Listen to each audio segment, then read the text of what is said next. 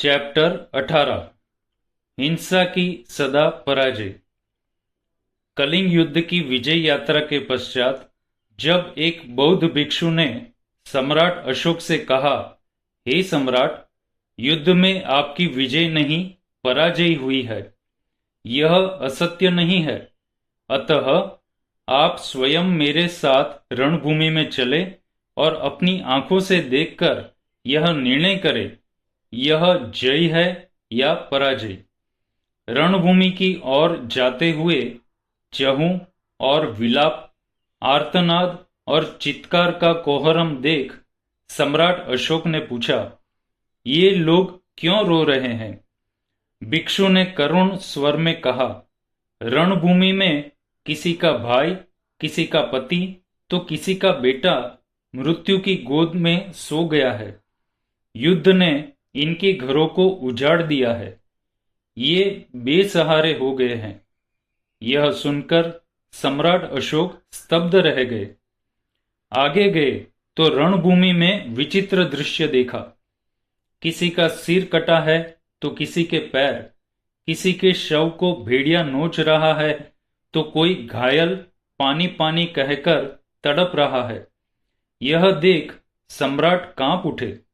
भिक्षु ने विजय का ऐसा दृश्य बताकर कहा, सोचो, यह आपकी विजय है या पराजय?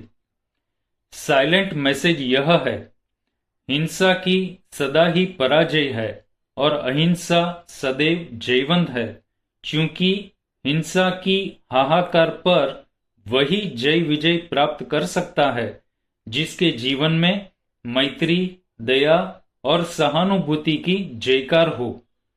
अहिंसा सुख स्वरूप है और हिंसा ही एकमात्र दुख का कारण है। यह बात सम्राट अशोक को समझ आ गई। हिंसा से कभी विजय नहीं मिल सकती और युद्ध से किसी का दिल नहीं जीता जा सकता। तब सम्राट अशोक को तलवार की धार से प्राप्त विजय में अपनी हार दिखाई दी। सचमुच जिस जीत से स्मशान का निर्माण होता है वह हार है। एक बार विचार करो, क्या आप ऐसा सोच रहे हो, राग, द्वेष एवं क्रोध आदि दुर्भाव मेरे अंतरंग में वास करते हैं तो इससे दूसरे व्यक्ति को क्या हानि है? मैं जो मर्जी करूं, इसमें दूसरों को क्या आपत्ति है? होता यह है, अंदर की बुराई बाहर की हिंसा को प्रेरित करती है। इसलिए हिंसा का एक प्रवाह अंदर बहता है और दूसरा बाहर में दिखता है। अंदर बाहर दोनों ओर हिंसा की आग जल रही है, इसलिए संभलना अत्यंत आवश्यक है। समझना यह है, जहां ईर्ष्या है, घृणा है, अहंकार है और अपमान की हीन भावना है, वहां हिंसा है। अतः इस भयानक हिंसा को मत भूलना। अहिंसा की साधना के लिए तत्पर हो तो सबसे पहले इस आंतरिक हिंसा का उपाय करना। इसलिए सर्वप्रथम समस्त मानव जाति को प्रेम एवं मैत्री के दृष्टि से देखना सीखें, तभी उच्च अहिंसा की आराधना संभव है। भगवान महावीर कहते हैं, आत्मा का मूल स्वभाव अहिंसा है, मगर अहिंसा में हमें रस नहीं आता, इसलिए काम, क्रोध, मोह एवं माया में पड़ते हैं तो हिंसा बढ़ती जाती है। स्मरण रहे, हिंसा के भी दो रूप है। आंतरिक हिंसा वह है जहां द्वेष, वैर, राग, ईर्ष्या, लालच आदि की आग सुलगती है। यहां व्यक्ति अपने ही कुप्रयत्नों से अपनी हत्या करता है। जैसे एक व्यक्ति दूसरे के बड़प्पन को नहीं सह सकता तो उसे देखकर जलता है और उस जलन में वह अपनी ही हिंसा कर लेता है। यह हिंसा का आंतरिक रूप है जो नजर नहीं आता। एक पल रुको और भावना भाओ। मुझे अपने अंतस्थल में सद्भावना के इतने बीज बोने हैं कि दुर्भावना की घास को पनपने हेतु दूर दूर तक कहीं स्थान ही न मिले।